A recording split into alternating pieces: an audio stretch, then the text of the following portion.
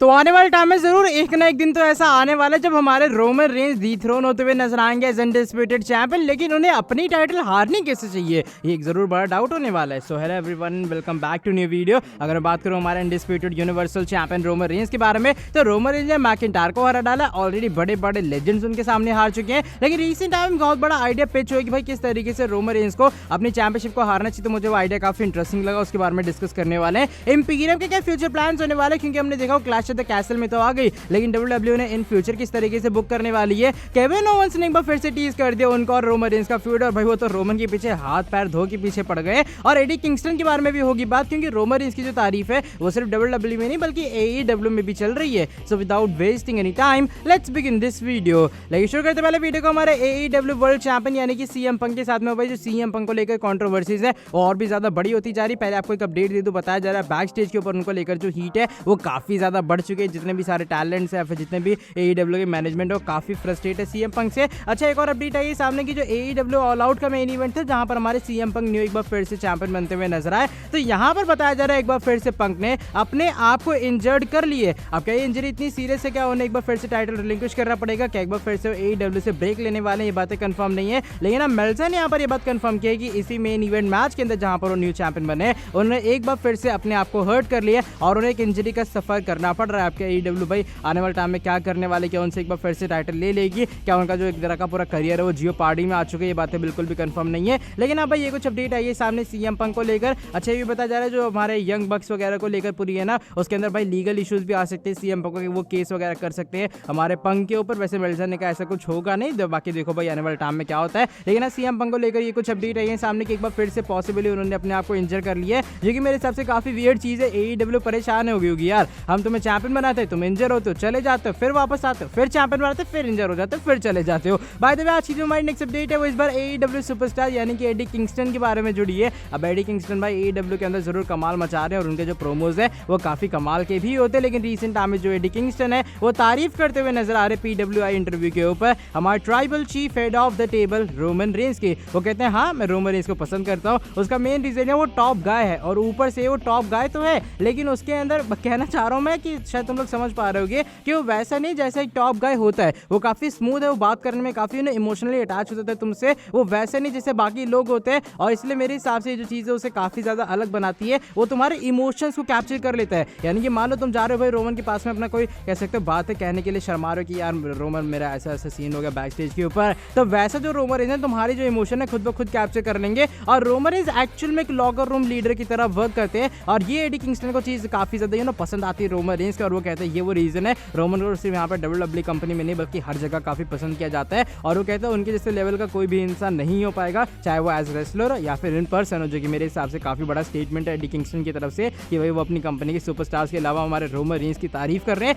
वैसे देखो मैं ये बात जरूर कहना चाहूंगा, रोमन रेंज चाहे एज रेसलर जैसे मर्जी हो, आप कहोगे बोरिंग है, अनडिस्प्यूटेड टाइटल इनकी काफी लंबी जा रही है, ओवर पुश है, लेकिन यार सीरियसली एज पर्सन वो इंसान काफी ज्यादा बेहतरीन है। ऐसी बहुत सी बैक स्टेज स्टोरी आई है सामने जो कि बताते हैं कि रोमन रेंज का जो कह सकते हो रिस्पेक्ट लेवल है बैक स्टेज के ऊपर कितना ज्यादा, सब उन्हें लॉकर रूम लीडर मानते हैं। पहले अंडरटेकर थे लेकिन अब रोमन रेंज वो रोल हमें प्ले करते हुए नजर आ रहे हैं डब्ल्यूडब्ल्यू कंपनी के अंदर, जो कि हाँ जरूर काफी ज्यादा बेहतरीन काफी ज्यादा बड़ी चीज है। और कुछ इस तरीके से एडी किंगस्टन ने भी तारीफ कर डाली रोमन रेंज की, और जरूर इन सारी चीजों को सुनने के बाद सीएम पंक के तो पैरों में आग वगैरह लग गई होगी। बाय द वे आज की जो हमारी नेक्स्ट अपडेट है वो इस बार हमारी इंपीरियम के बारे में जुड़ी है। अब इंपीरियम एक बार फिर से फॉर्म होती हुई नजर आती क्लैश ऑफ द कैसल के अंदर, जब गंथर लुडविग काइजर के साथ साथ हमें गियोवाना विंसी आते हुए नजर आते हैं, और एक बार फिर से डब्ल्यूडब्ल्यू हमारी जो इंपीरियम उसे एक तरह का फॉर्म करती हुई नजर आ रही है। लेकिन रिसेंट टाइम में पता है कि एक अपडेट आती है सामने की डब्ल्यूडब्ल्यू इन फ्यूचर इंपीरियम को किस तरीके से बुक करेगी, और बताया जा रहा है तीनों सुपरस्टार एक साथ रहने वाले फ्राइडे नाइट स्मैकडाउन के शो के अंदर। अब डब्ल्यूडब्ल्यू ने अलग नहीं करने वाली,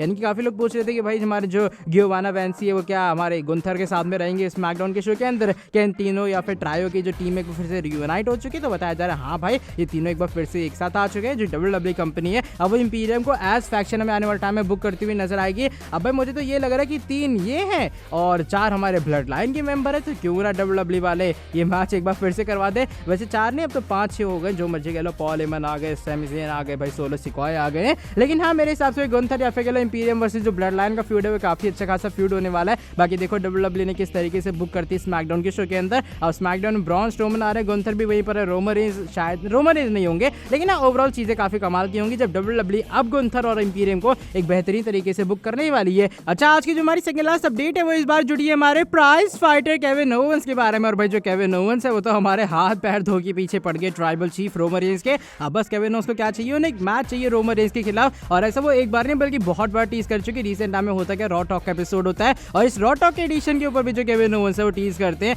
उनका और रोमन रेंस का फ्यूड कि हाँ भाई दोनों के बीच में भी फिलहाल चीजें कह सकते हैं पूरी तरीके से स्टेबल नहीं हुई है, थोड़ा अनफिनिश्ड बिजनेस है हमारे केविन ओवेंस का। तो यहाँ पर वो कहते हैं देखो मेरा जो गोल है WWE के अंदर एकदम मैंने क्लियर कर दिया आज से कुछ हफ्ते पहले कि मुझे एक बार फिर से WWE के अंदर चैंपियन बनना है, चाहे यहाँ पर कुछ भी हो जाए। मुझे एक नहीं बल्कि बहुत सी टाइटल चाहिए, इसलिए मैं एक टाइटल के पीछे जाने भी नहीं वाला। अगर तुम्हें लग रहा है कि मैं एक पर्टिकुलर टाइटल के पीछे जाऊंगा तो भाई मैं ऐसा बिल्कुल भी करने नहीं वाला। और हाँ, अगर मैं गलत हूं तो मुझे सही करना है। वैसे मैं यूजुअली मंडे नाइट रॉ में रहता हूँ, लेकिन क्या मैं स्मैकडाउन के अंदर जा सकता हूँ? चलो वो बातें अलग है, लेकिन कुल मिला के केविन ओवेंस को प्राइज फाइटर बनना है। फिर वो मेगन से कहते हैं क्या तुम आने वाले स्मैकडाउन के शो के अंदर जाने वाली हो? वो कहती है हाँ शायद मैं जाने वाली हूँ। अच्छा, क्या तुम मुझे एक फेवर कर सकती हो? मेगन कहती है ठीक है भाई फेवर कर देंगे, क्या दिक्कत है बताओ। तो कहते हैं अगर तुम्हें रोमन रेंस दिखे उसे एक बार फिर से रिमाइंड करा देना, ही ओज मी। अब वो कहती है ठीक है भाई, अगर रोमन रेंस मिलेगा तो वो बता देंगे कि केविन ओवेंस कह रहे हैं कि भाई अभी फिलहाल उनका और कुछ रोमन रेंस का बकाया वगैरह या फिर कह लो कुछ पेंडिंग वगैरह है। तो ऐसा कुछ केविन ओवेंस एक बार फिर से टीज कर रहे हैं कि उनका और रोमन रेंस का जो फ्यूड है वो आने वाले टाइम में एक बार फिर से हो सकता है। और ऐसा केविन ओवेंस ने एक बार नहीं बल्कि बहुत बार टीज की। सेथ रॉलिंस भी काफी बार कह रहे हो रिडल को हरा के आने वाले टाइम में जाएंगे अनडिस्प्यूटेड चैंपियनशिप के पीछे। तो भाई जो केविन ओवेंस का फ्यूड है मेरे हिसाब से रोमन के खिलाफ कमाल का था। अब ऑडियंस के सामने होगा तो और भी मजा आने वाला है।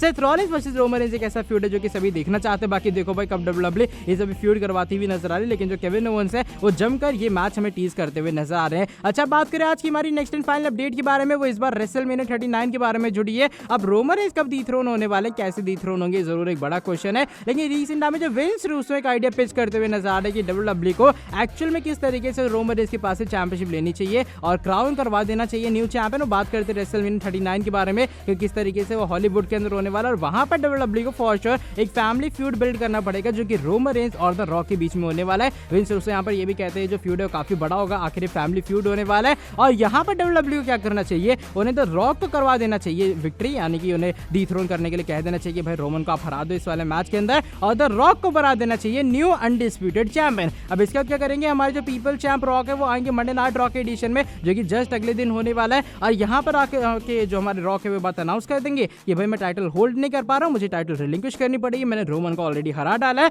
और फिर जो WWE है वो एक टूर्नामेंट कंडक्ट करवाती हुई नजर आए जिससे हमें न्यू चैंपियन क्राउन होता हुआ नजर आए। तो भाई ये कुछ बातें यहाँ पर विंस रूसो कहते हैं। उनके हिसाब से जो रॉक है एक तरह के परफेक्ट सुपरस्टार होने वाले जो कि डिथ्रोन करेगा रोमन रेंस को। उसके बाद जाओ भाई टाइटल रिलिंक्विश कर दो, आराम से टूर्नामेंट होगा और WWE को उनका अगला न्यू चैंपियन मिलता हुआ नजर आने वाला है। ऐसा कुछ मान रहे विंस रूसो का कि WWE को कुछ इस तरीके से करवाना चाहिए रोमन रेंस को डिथ्रोन। वैसे मुझे आइडिया अच्छा लगा, इसलिए मुझे लगा कि ना चैनल के ऊपर शेयर कर दिया जाए। आपके हिसाब से आइडिया कैसे कि WWE वालों को कुछ इस तरीके से करना चाहिए कि रेसलमेनिया 39 में पहले रॉक हरा दे, फिर टाइटल रिलिंक्विश, फिर नया टूर्नामेंट और मिल गया नया चैंपियन। मेरे हिसाब से आइडिया अच्छा तो होने वाला, लेकिन यार वियर्ड नहीं हो जाएगा हल्का सा कि ब्रॉक सीना जैसे सुपरस्टार हरा नहीं पाए, द रॉक जो कि रेसलिंग से इतने लंबे टाइम से बाहर है वो अचानक से आके डिथ्रोन करते हैं रोमन रेंस को। आई नो मेगा स्टार है, लेकिन फिर भी लगता है ना कि जॉन सीना तो हर साल आते हैं, ब्रॉक लेसनर तो रेगुलर कंपीट कर ही रहे हैं, वो नहीं हरा पाए तो द रॉक हरा देंगे। बाय द वे आज की वाली वीडियो बस यहीं तक थी, ये जस्ट मेरा ओपिनियन है, बाकी अपना ओपिनियन आप लोग शेयर करना कमेंट सेक्शन में। साथ में जो लोग चैनल के ऊपर न्यू है सब्सक्राइब नहीं किया सब्सक्राइब कर देना चैनल को और बेल नोटिफिकेशन को कर देना ऑन। मिलता हूं आपसे आके